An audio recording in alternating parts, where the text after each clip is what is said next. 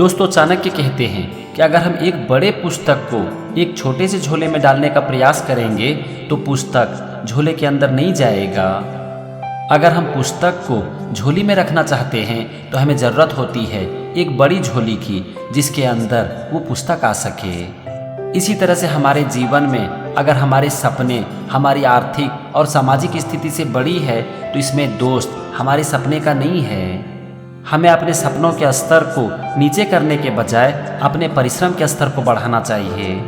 हमारे सपने जितने बड़े होते हैं हमें परिश्रम भी उतना ही अधिक करना पड़ता है। दोस्तों, एक बात को हमेशा याद रखो कि आप जितने बड़े सपने देखोगे आपको उतनी ही बड़ी चुनौती का सामना करने के लिए तैयार रहना पड़ेगा। अगर आपने अपने जीवन के लिए कुछ सपने देखे हैं तो एक बात मान कर चलो कि रास्ता आसान होने वाला नहीं है। खूब मेहनत और अथक परिश्रम करने के बावजूद भी पता नहीं आपको कितनी असफलताओं का सामना करना पड़ सकता है।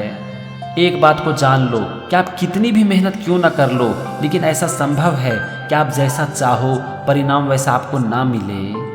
आपके हाथ में है परिश्रम करना, अपने काम को मन से करना। बस आप उसे करते चले जाओ और परिणाम को पूरी तरह से छोड़ दो। आप परिणाम की चिंता के बिना अगर अपने काम को मन से करते रहोगे और उस समय अगर आपका सामना चुनौतियों से होगा तो आप अपने सपनों को छोटा नहीं करोगे बल्कि अपने परिश्रम के स्तर को और ऊपर कर दोगे। इसीलिए परिणाम को छोड़ो क्योंकि ये आपके हाथ में नहीं है, और अपने काम को पकड़ो क्योंकि ये पूरी तरह से आपके हाथ में है। और अगर उसके बाद आपका सामना जब कभी भी चुनौतियों से होता है तो कभी भी अपने सपनों को छोटा मत करो बल्कि अपने परिश्रम के स्तर को और ऊपर कर दो। फिर देखो उसके बाद जो आपको परिणाम मिलेगा हो सकता है कि वो आपको पूरी तरह से आश्चर्यचकित कर दे। अपनी अगली नीति में चाणक्य कहते हैं कि एक देश महान बनता है अपने लोगों से, परंतु वही लोग अपने देश और उसकी स्वतंत्रता का आकलन कम करने लगते हैं। हमें याद रखने की जरूरत है कि स्वतंत्रता ना तो हमारी धरोहर है और ना ही हमारी पैतृक संपत्ति।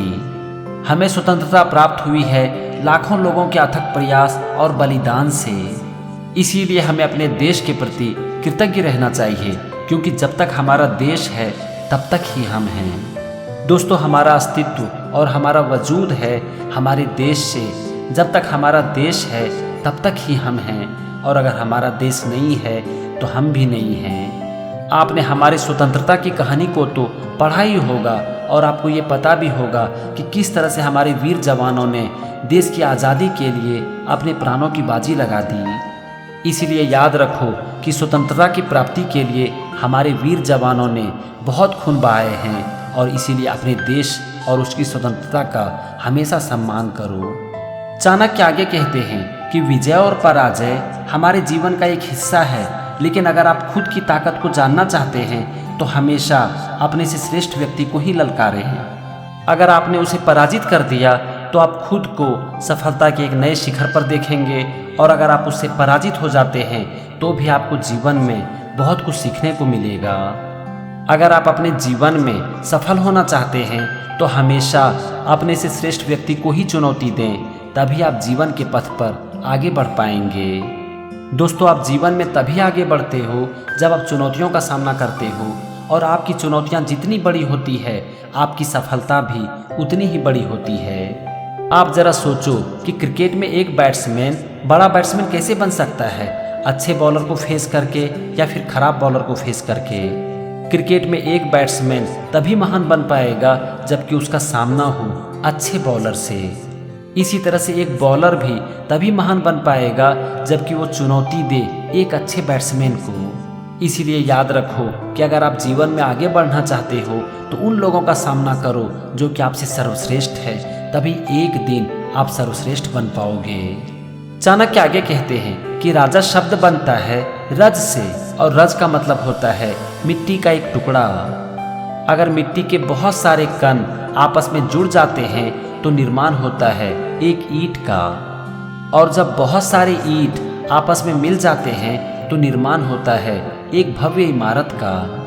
इसी प्रकार एक राजा एक भव्य साम्राज्य की स्थापना तभी कर सकता है जबकि वो अपनी प्रजा से जुड़ा हो। सिंहासन पर बैठने के बाद अगर एक राजा अपनी प्रजा के हितों को भूल जाए तो उसका पतन निश्चित है। इसी तरह से प्रजा भी अगर अपने राजा को उचित सहयोग ना दे तो ये प्रजा के विनाश का ही कारण बनती है। इसीलिए श्रेष्ठ शासन तभी संभव हो पाता है जबकि राजा और प्रजा दोनों एक साथ मिलकर समाज के विकास के लिए काम करें। दोस्तों, एक समाज हो या फिर देश, इसका विकास तभी संभव हो पाता है जबकि सारे लोग एक साथ मिलकर काम करें। आपने ऐसा सुना भी होगा कि एक और एक मिलकर दो नहीं बल्कि 11 बन जाता है। पता है ऐसा क्यों कहा जाता है? ऐसा इसीलिए कहा जाता है कि अगर दो आदमी आपस में मिल जाए तो उसकी शक्ति 2 गुना नहीं बल्कि बहुत गुना बढ़ जाती है। इसीलिए अपने मन में बिना किसी दुर्भावना के सबके साथ मिलकर काम करो, तभी संभव है सबका विकास। तो फ्रेंड्स, ये थी चाणक्य की कुछ नीति और उससे जीवन की सीख। और मैं उम्मीद करता हूँ कि चाणक्य की इस नीति से आप अपने जीवन के लिए कुछ न कुछ जरूर सीखे होंगे।